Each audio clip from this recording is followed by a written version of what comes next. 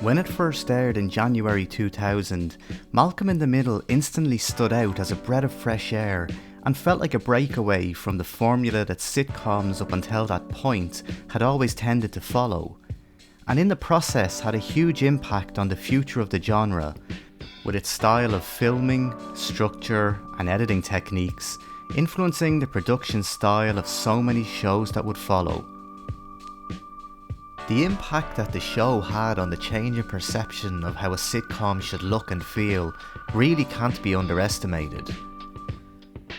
Up until this point, a situation comedy was almost exclusively shot in the same way, in a studio, on a soundstage, with a multi-camera setup and the audience watching from the fourth wall. By opting to use a single camera setup, Malcolm in the Middle had the freedom to set a scene or episode in any location they wanted. They weren't confined to artificial looking backdrops, and it resulted in some of the show's most memorable episodes being set in unique locations, such as the middle of a traffic jam or a water park. It gave the show a realistic feel, and nowhere was this more prevalent than in the family home. Shot in an actual functioning house, it just felt real. The moving camera meant the audience seeing every corner of the house, and unlike any sitcom that came before, the house felt lived in. Covered in piles of clothes and just a general mess, it truly felt like a family home. The lack of a laugh track also gave the show a far more realistic feel than other comedies. So when a show has been this influential, by the time it reaches its series finale, as a fan I guess you hope it gets the send-off that it deserves. For Malcolm in the Middle, that series finale came at the end of season 7, arguably a couple of years later than it maybe should have, with the episode Graduation. So what was required to make a good Malcolm in the Middle series finale? I mentioned in a previous video about the King of the Hill series finale that there are a couple of things that are important for a series finale to do in order to give a show a satisfying conclusion. To address any long-running storylines and give a sense that the show is reaching its natural end, and to give the audience an idea of what the future holds for the show's characters. With regards to the first point, the plot of the final episode definitely feels like a natural end to the show.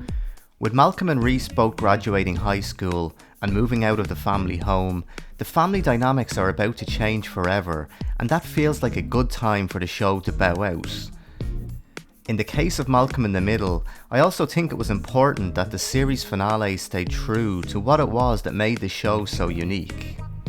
From the opening credits of the very first episode, there was a message that would stay prevalent throughout the show's run. Life is unfair.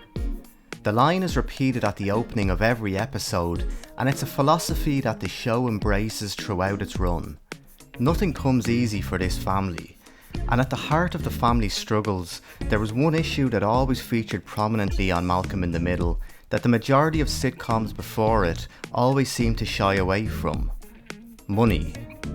The struggle to pay the bills and put food on the table is something that the vast majority of people can relate to. However, it's an issue that was rarely reflected on screen in the traditional family sitcom. The majority of sitcoms were generally based in affluent middle-class backgrounds. Money never really seemed to be an issue. Malcolm in the Middle is based around a lower middle-class family, and the struggle to have enough money to go around is always front and centre in the show. And this theme features prominently in the final episode, as Malcolm has been accepted into Harvard and the family struggles to find a way to cover his tuition fees. The show's message that life is unfair never seems as relevant as when Malcolm is offered a dream position in computer programming with a 6-figure income, only for Lois to decline the offer and insist he goes to Harvard. It leads to the episode's best moment, and arguably one of the best of the entire series, as Malcolm and Lois clash over her decision to decline Malcolm's job offer without even discussing it with him. As they both stand on the front lawn, literally covered in shit after Reese's container of the most disgusting mixture of waste he can assemble has exploded over the entire family, the scene captures everything that was great about this show. The setup with Reese's boneheaded scheme to destroy the school in a mess in order to land himself the janitor's job is typical of the slapstick and over-the-top situations that became synonymous with the show. At the same time, Malcolm in the Middle always seemed to be able to balance this kind of zany physical comedy with the premise at the heart of the show, a grounded working class family where nothing came easy. Lois's speech after she reveals why Malcolm will go to Harvard and do things the hard way really hammers home the message of the show. Another sitcom might have opted for the rags to riches finish and Malcolm finally catching a lucky break with the dream job, but that was never really what Malcolm in the Middle was about. Malcolm was born with an exceptionally high IQ, and for most of his life it's been a burden for him. Now for the first time it's about to offer him an easier life, but instead the situation is flipped and Malcolm's gift means his family expect him to be the President of the United States.